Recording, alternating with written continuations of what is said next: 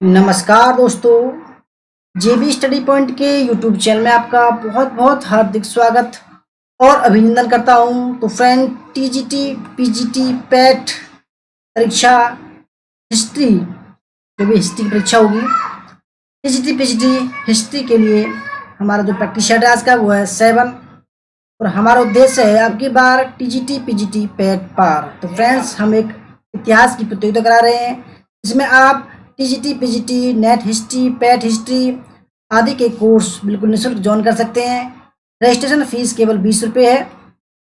Friends, अगर आप हमारे चैनल पर नए हैं और आपने अभी तक हमारा चैनल सब्सक्राइब नहीं किया तो प्लीज़ सब्सक्राइब कर लीजिए। उसके पास में जो बेल आइकन है उसको प्रेस कर लीजिए, जिससे कि आने वाले वीडियो का नोटिफिकेशन आपको पहले मिल सके। वीडियो को लाइक और शेयर जरूर कीजिएगा।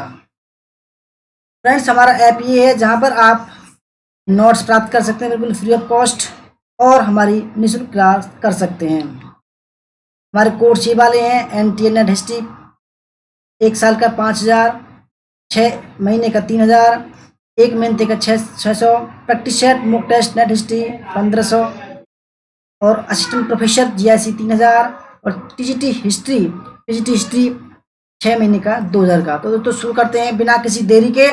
तो पहला सवाल आपके सामने है और आपको हर एक सवाल में 10 सेकंड का समय दिया जाएगा, 10 सेकंड का कमेंट करने के लिए। तो पहला है, वली और अमीर के पदों को किसने पृथक किया? वली और अमीर के पदों को किसने पृथक किया? आपके सामने 4 ऑप्शन है: बलबन, मोहम्मद तुगलक, अलाउद्दीन खिलजी, गयासुद्दीन तुगलक।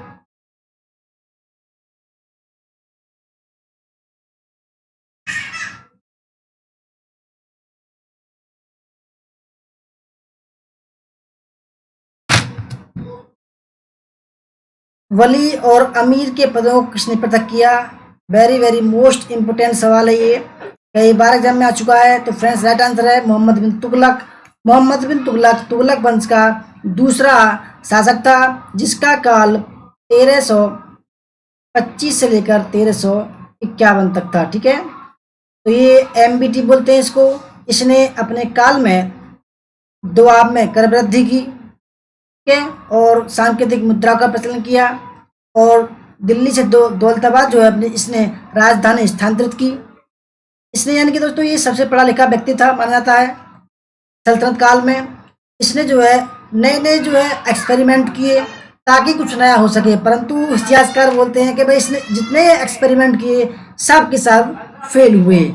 तो फ्रेंड्स, इसने क्या किया, एक और एक्सपेरिमेंट के तहत इसने वली और अमीर के पदों को अलग अलग कर दिया। मोहम्मद बिन तुगलक हम एक व्याख्या इसलिए लाए हैं, जैसे लिखी हुई व्याख्या है। तो फ्रेंड्स, जिससे कि ये जो टीजीटी पीजीटी वाला ग्रुप है हमारा बैच, उसमें ये जो पीडीएफ होगी इसमें अपलोड होगी, उसमें बच्चे ये पढ़ सकते हैं उसमें भी। तो मोहम्मद बिन तुगलक ने दोआब में बुराइस्म की वृद्धि कर दी और उसी समय अकाल पड़े हुए थे, यानी कि अकाल के समय उसने दोआब के क्षेत्र में कर वृद्धि कर दी। बुराइस्म अधिकारियों ने निर्दयपूर्वक, यानी कि निर्दयता पूर्वक, कोई भी दया नहीं दिखाई, निर्दयता पूर्वक कर वसूलने का प्रयत्न किया। इससे दक्षिण के अमीरान सदा भी असंतोष थे। कुछ प्रांतीय गवर्नर वली भी इसके विरुद्ध थे। सुल्तान ने जनता के राहत के लिए कार्य तो किए, लेकिन कुछ अमीरों तथा वली को उनके पदों से पृथक कर दिया, क्योंकि सुल्तान का मानना था कि जनता की परेशानी का कारण अकाल कम, अमीर और वली अधिक जिम्मेदार हैं। क्वेश्चन नंबर 2 है, सुल्तानगढ़ी किसका मकबरा था? ऑप्शन नंबर फर्स्ट है कुतुबुद्दीन ऐबक, रुकनुद्दीन फिरोज, बलबन या नसीरुद्दीन महमूद।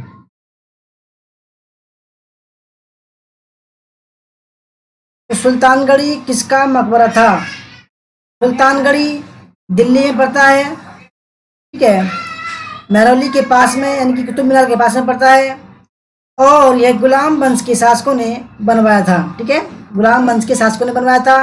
ये चारों ही गुलाम वंश के शासक हैं। आपको पता लगाना है कि सुल्तानगढ़ी किसका मकबरा था। तो फ्रेंड्स, राइट आंसर है नसीरुद्दीन महमूद, यानी कि बलबन से पहले का जो राजा था उसका नाम था नसीरुद्दीन महमूद। दिल्ली सल्तनत युग में विभिन्न ललित कलाओं में से मुख्यतः स्थापत्य कला का विकास हुआ। कुतुब मीनार का प्रारंभ कुतुबुद्दीन ऐबक के समय हुआ और इसका पूर्ण निर्माण इल्तुतमिश के समय हुआ। इल्तुतमिश ने कुतुब मीनार से 30 मील दूर मलकपुर गांव में अपने सबसे बड़े पुत्र नसीरुद्दीन महमूद का मकबरा सुल्तानगढ़ी बनवाया। क्वेश्चन नंबर 3 है, किस मंगोल सेनापति ने अलाउद्दीन खिलजी को हराया? ऑप्शन नंबर फर्स्ट है तारगी बेग, इकबाल मंद, कुतलुक ख्वाजा, कदर। तो फ्रेंड, जो अलाउद्दीन खिलजी था उसका जो काल था 1296 से लेकर 1316 ईस्वी था और इसी के काल में सबसे ज्यादा मंगोलों के आक्रमण हुए। परंतु फ्रेंड्स, इसने जो है सबको बर्दाश्त किया, सबको हराया, परंतु एक से वो हार गया। वो कौन था? इसने बाजार नियंत्रण प्रणाली अपनाई ताकि सैनिकों की संख्या बढ़ा सके और उनको जो है कम कीमत पर जो सामान था, क्या कह सकते हैं भाई, खाने पीने का सामान था, उनको कम कीमत पर मिल सके। ठीक है। इसने दिल्ली में जो है दिल्ली में एक स्थायी सेना रखी थी और स्थायी सेना की जो स्थापना की थी, रखना शुरू की था, वो इल्तुतमिश ने शुरू किया था। फ्रेंड्स, किस मंगोल सेनापति ने अलाउद्दीन खिलजी को हराया था? तो ऑप्शन नंबर फर्स्ट तारगी बेग ने 1303 में। ठीक है, 1303 में इसको हरा दिया था, तारगी बेग ने अलाउद्दीन खिलजी को। मंगोलों का चौथा आक्रमण उस समय हुआ जब अलाउद्दीन चित्तौड़ के घेरे से वापस दिल्ली पहुंचा ही था। उसकी पर्याप्त सेना उसके पास नहीं थी। एक बड़ी सेना तेलंगाना आक्रमण पर गई थी 1303। तभी मंगोल नेता तारगी ने 1,20,000 घुड़सवार सेना लेकर दिल्ली पर आक्रमण कर दिया। विवश होकर अलाउद्दीन को सिरी के दुर्ग में शरण लेनी पड़ी। मंगोल 2 महीने के घेरे के बाद दिल्ली व आसपास के प्रदेशों को लूटकर वापस चले गए। यह अलाउद्दीन की पराजय कही जाएगी। क्वेश्चन नंबर 4, सर्व कर किस पर लागू होता था? गैर मुसलमानों पर, विदेशी व्यापार पर, औद्योगिक विकास पर या जल आपूर्ति बनाए रखने पर?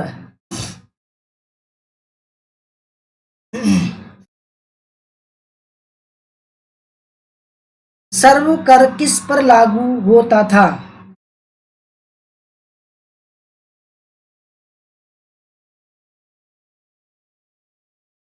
तो फ्रेंड्स, राइट आंसर इसका जल आपूर्ति बनाए रखने के लिए रखने पर जो है सर्व कर लगता था, यानी कि सर्व कर मतलब जल कर। फिरोज तुगलक ने गद्दी पर बैठते ही स्थायित्व और व्यवस्था कायम करने हेतु तत्काल आदेश जारी किए। उसने सभी समुदाय के व्यक्तियों का विश्वास जीतने का भरसक प्रयत्न किया। फिरोज ने कृषि और उन्नत किस्म की फसलों के प्रचलन की व्यवस्था सहायता से नहरों द्वारा सिंचित भूमि सिंचाई कर की उपज का 1/10 भाग कर दिया। पर स्वराज के अतिरिक्त हक ए सर्व या सिंचाई कर के माध्यम से और उद्यानों की आय से अपनी आय बढ़ाने का प्रयास किया। क्वेश्चन नंबर 5, कौन सा दिल्ली सुल्तान हिंदू योगियों और मुस्लिम फकीरों के साथ बातें करता था? अलाउद्दीन खिलजी, फिरोज तुगलक, मोहम्मद बिन तुगलक या गयासुद्दीन तुगलक? अलाउद्दीन का काल था 1296 से 1316। मोहम्मद बिन तुगलक का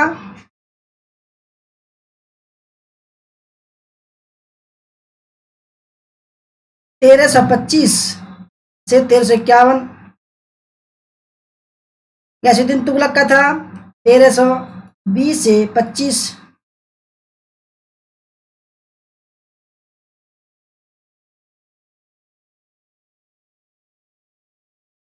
तो आपको बताना है दोस्तों कि कौन सा दिल्ली सुल्तान हिंदू योगियों और मुस्लिम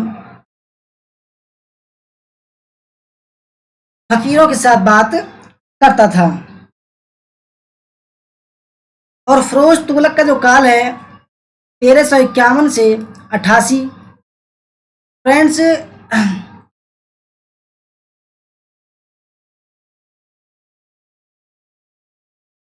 इसके काल में जो लोग थे, अमीर लोग थे, उनके घर जो है सामानों से भरे रहते थे, यानी कि इतिहासकार कहता है। तो कौन सा दिल्ली सुल्तान हिंदू योगियों और मुस्लिम फकीरों से बातें करता था? Option number C, titan answer Mohammad bin Tughlaq. क्योंकि दोस्तों ये एक योग्य व्यक्ति था, इसने काफी सारे प्रयत्न किए अपने राज्य को बचाने के लिए, परंतु सब विफल रहे। दिल्ली सल्तनत के सुल्तानों में मोहम्मद बिन तुगलक सर्वाधिक विलक्षण व्यक्तित्व वाला व्यक्ति था। मोहम्मद बिन तुगलक धार्मिक रूप से कट्टर नहीं था, वह होली और मुहर्रम में भाग लेता था। उसने अपने दरबार में जैन विद्वान जिन प्रभु सूरी और राजशेखर का स्वागत किया तथा दिल्ली के प्रसिद्ध सूफी शेख शहाबुद्दीन को अपने दरबार में नियुक्त किया। ये भी कई बार एग्जाम में आ चुका है, इसकी जो व्याख्या में है। क्वेश्चन नंबर 6 है, अहमद शाह ने 1748 में सफदरजंग को किस पद पर नियुक्त किया था? साम्राज्य का वजीर, अवध का सूबेदार, मीर बख्शी, या ऑप्शन नंबर 4 सूबा या बिहार सूबे का दीवान।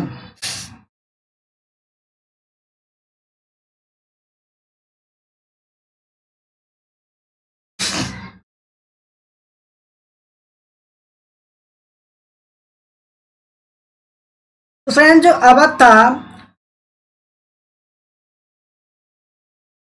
अवध का जो संस्थापक था वो शहादत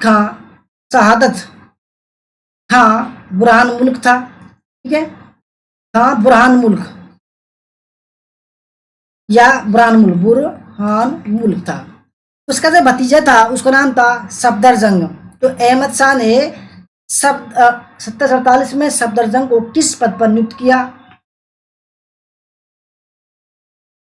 तो फ्रेंड्स राइट आंसर है साम्राज्य का वजीर, ऑप्शन नंबर फर्स्ट। अवध के स्वतंत्र राज्य का संस्थापक सादत खां अथवा बुरहान मुल्क था। उसने अपनी पुत्री का विवाह अपने भतीजे सफदरजंग से किया था। सादत खां की मृत्यु के बाद मुगल सम्राट मोहम्मद शाह ने एक फरमान के द्वारा सफदरजंग को अवध का नवाब नियुक्त किया। 1748 में सम्राट अहमद शाह ने सफदरजंग को अपना वजीर नियुक्त किया और उसके उत्तराधिकारी प्राय नवाब वजीर कहलाने लगे। 1819 में इस वंश के 7वें शासक सादत खां द्वितीय ने अवध की राजा की उपाधि धारण की। क्वेश्चन नंबर 7, किस शासक ने विचार दिया कि राज्य वास्तव में एक इस्लामी राज्य नहीं हो सकता है? वेरी वेरी इंपोर्टेंट सवाल है, आने की संभावना है इसकी। गयासुद्दीन तुगलक, मोहम्मद बिन तुगलक, जलालुद्दीन खिलजी, फिरोज शाह तुगलक।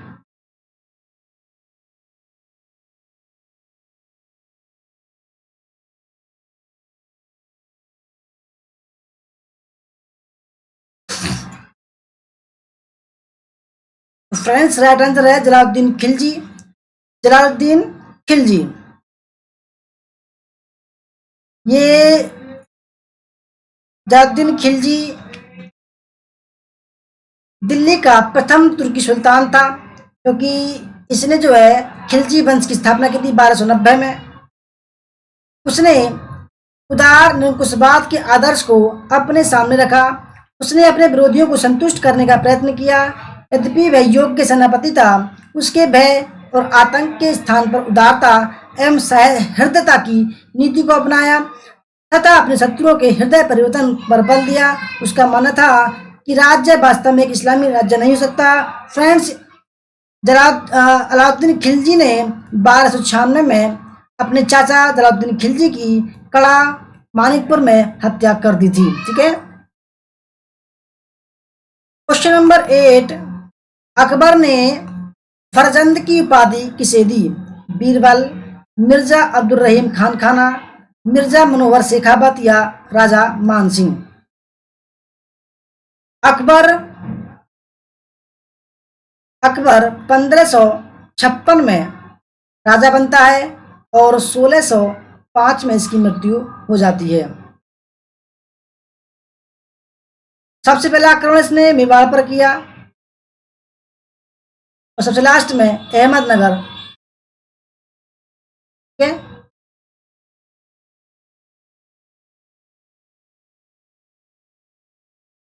तो फ्रेंड्स अकबर ने फर्जंद की उपाधि जो दी थी वो थी ऑप्शन नंबर डी, क्योंकि अकबर मानसिंह को फर्जंद पुत्र कहता था। ठीक है।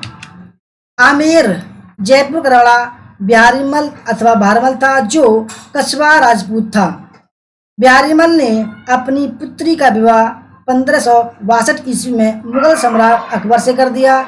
अकबर ने प्रसन्न होकर बिहारीमल को मुगल सेना में 5000 का मनसब प्रदान किया तथा बिहारीमल के पुत्र भगवान दास और मानसिंह को भी उच्च मनसब प्रदान किया। मानसिंह की सेवा से प्रसन्न होकर अकबर ने उसे फर्जंद की उपाधि दी। और फ्रेंड्स, जो हल्दी घाटी का युद्ध हुआ था 1576 में अकबर और महाराणा प्रताप के बीच में, तो महाराणा प्रताप की ओर अकबर की ओर से मानसिंह ने उस युद्ध का नेतृत्व किया था। इसमें महाराणा प्रताप की हार हुई और उनको जान बचाकर जंगलों में भागना पड़ा। क्वेश्चन नंबर 9, पानीपत के तृतीय युद्ध में मराठों की ओर से लड़ते हुए मरने वाला मुसलमान सेनानायक था। पहला है इब्राहिम खान गर्दी, नवाब उद्दौला, मुजफ्फर हुसैन, दोस्त मोहम्मद रूहेला।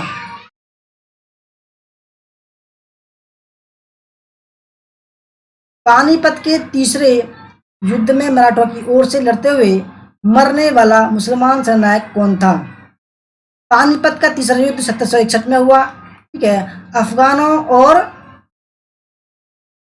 अहमद शाह अब्दाली और मराठों के बीच में हुआ था, जिसमें मराठों की हार हुई थी। और इतनी बड़ी हार हुई थी दोस्तों कि कम से कम 1 लाख के लगभग जो इतिहासकार बताते हैं कि 1 लाख के लगभग जो है मराठा मरे थे। तो वह कौन मुस्लिम सेनानायक था जो मराठों की ओर से लड़ते हुए मरा था? तो क्वेश्चन नंबर जो 9 है उसका राइट आंसर है इब्राहिम खान गर्दी। ठीक है, इब्राहिम खान गर्दी। क्योंकि दोस्तों ये जो एक तोपखाने का अध्यक्ष था। तो 14 जनवरी 1761 को अहमद शाह अब्दाली और मराठों के बीच पानीपत का युद्ध हुआ। इस युद्ध में मराठों की पराजय हुई। इस युद्ध में इब्राहिम खान गारदी का भारी तोपखाना उपयोग सिद्ध नहीं हुआ। उधर अब्दाली की ऊंटों पर रखी घूमने वाली तोपों ने मराठों का सर्वनाश कर दिया। इस युद्ध में मराठों की ओर से दत्ताजी, जाकोजी, इब्राहिम गारदी, सदाशिव जैसे महान सेनापतियों की मृत्यु हुई। इस समय मराठा शासक बालाजी बाजीराव था, जो युद्ध के ही कुछ दिन बाद मर गया, यानी शोक में मर गया। क्वेश्चन नंबर 10 है वखर क्या है? वखर पहला ऑप्शन है इतिहास रचना के वर्णनात्मक साधन, गुप्तचरों की सूचना, राजकीय घोषणाएं या विदेशी समाचार पत्र। वखर वखर वखर क्या है दोस्तों? वखर क्या है?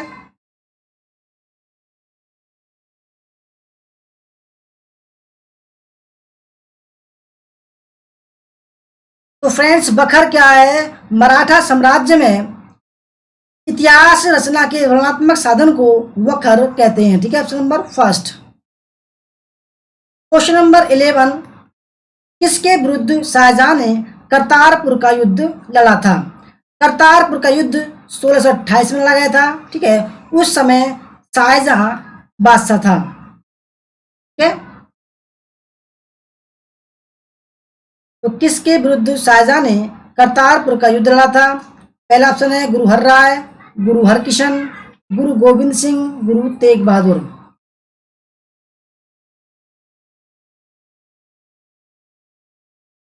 पांचवें गुरु तेग बहादुर थे, छठे हरगोविंद थे। तो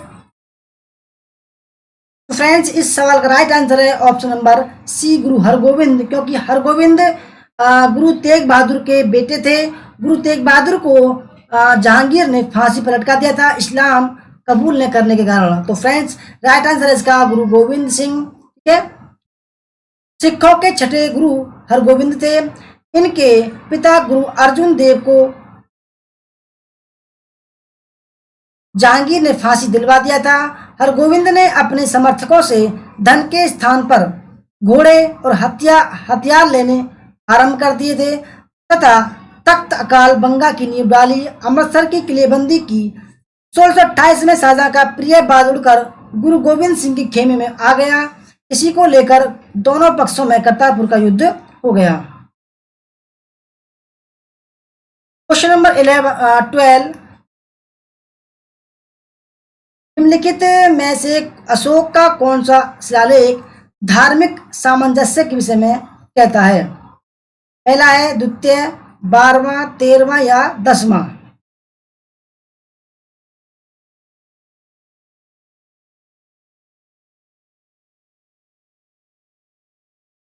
तो अशोक कहता है कि भाई कोई भी व्यक्ति कोई भी धर्म अपना सकता है और उसे दूसरे के धर्म को का अपमान करने का कोई अधिकार नहीं है। आप अपने धर्म में का आदर करो और दूसरों का भी आदर करो, यानी दूसरे धर्म का भी आदर करो। ये जो है धार्मिक सामंजस्य के विषय में कहता है। तो उसका सही आंसर है ऑप्शन नंबर बी। 12वें शिलालेख में कहता है कि भाई आप सभी धर्मों का आदर करिए। 12वें शिलालेख में अशोक विभिन्न धर्मों के प्रति अपने दृष्टिकोण को और स्वाभाविक और अधिक स्पष्ट करते हुए कहता है कि मनुष्य को अपने धर्म का आदर और दूसरे धर्म की अकारण निंदा नहीं करनी चाहिए। एक न एक कारण से अन्य धर्मों का आदर करना चाहिए। ऐसा करने पर मनुष्य अपने संप्रदाय की वृद्धि करता है तथा दूसरों के संप्रदाय का उपकार करता है। क्वेश्चन नंबर 13, नादिर शाह द्वारा बंदी बनाया गया मुगल बादशाह था? नादिर शाह 1739 में भारत पर आक्रमण करता है और लगभग 14 दिन तक दिल्ली पर कब्जा करता है और कहता है कि भाई मार काट कर दो।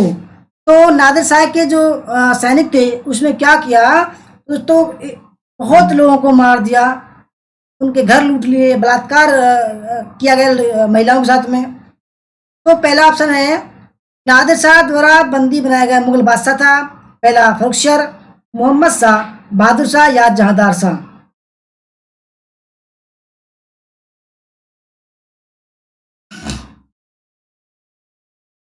तो नादिर शाह ने जब 1739 में भारत पर आक्रमण किया उस समय मुगल बादशाह कौन था? मोहम्मद शाह था। ठीक है, तो इसको ही जो है उसने बंदी बना लिया था। तो ऑप्शन नंबर इसका बी राइट आंसर हो जाएगा। 1747 में अफगान शासक ने भारत पर आक्रमण किया और मुगल बादशाह मोहम्मद शाह को बंदी बनाया। 20 मार्च 1739 को नादिर शाह दिल्ली में प्रवेश किया। उसके नाम का खुतबा पढ़ा गया तथा सिक्के जारी किए गए। नादिर शाह दिल्ली में 2 माह रहा और अधिकाधिक धन लूटकर भारत से ले गया और जाने से पहले मोहम्मद शाह को पूर्ण भारत का सम्राट नियुक्त करके गया। क्वेश्चन नंबर 40 है, दारा शिकोह को मुल्हिद किसने कहा था? औरंगजेब ने, मुराद ने, शाहसुजा ने या मोहम्मद काजिम ने? दारा शिकोह जिसने सिर ए अकबर नाम से कविताएं लिखी हैं, सिर ए अकबर। और फ्रेंड्स इसने 52 उपनिषदों का फारसी में अनुवाद किया है। ये जो है सूफी सिलसिले को मानने वाला था, बहुत ही उदार था। ठीक है, दारा शिकोह यह विद्वानों का आदर करता था, काफी अच्छा था वैसे ये। तो दारा शिकोह को मुल्हिद किसने कहा? मुल्हिद मतलब होता है दोस्तों कि जब दारा शिकोह और औरंगजेब के बीच में युद्ध हो रहा था उत्तराधिकार के लिए, तो दारा शिकोह हार गया था। तो लोगों ने औरंगजेब से कहा कि भाई ये आपका छोटा भाई है, आप इसको माफ कर दीजिए। तो औरंगजेब ने तब उसको कहा था मुल्हिद, यानी कि ये जो है अपराधी है, इसने जो है ये जो है दगाबाज है। तो फ्रेंड्स मुल्हिद कहा था औरंगजेब ने। औरंगजेब एक धर्मनिष्ठ शासक था तथा दारा धार्मिक रूप से उदार था। उत्तराधिकार के युद्ध में औरंगजेब ने दारा को पराजित किया। कुछ व्यक्तियों द्वारा औरंगजेब से दारा को जीवन दान देने के लिए याचना किया गया, जिस पर औरंगजेब ने उसे अल मुलाहिद कहा गया और क्षमा न करते हुए दिल्ली में दारा की हत्या करवा दी। क्वेश्चन नंबर 15 है, निम्नलिखित में से कौन एक संस्कृत के विद्वानों की सहायता से दारा शिकोह द्वारा तैयार किए गए उपनिषदों के फारसी अनुवाद की प्रस्तुति है? सिर अकबर, मज्म उल बहरीन, किताब उल हिंद, बहर ए हयात।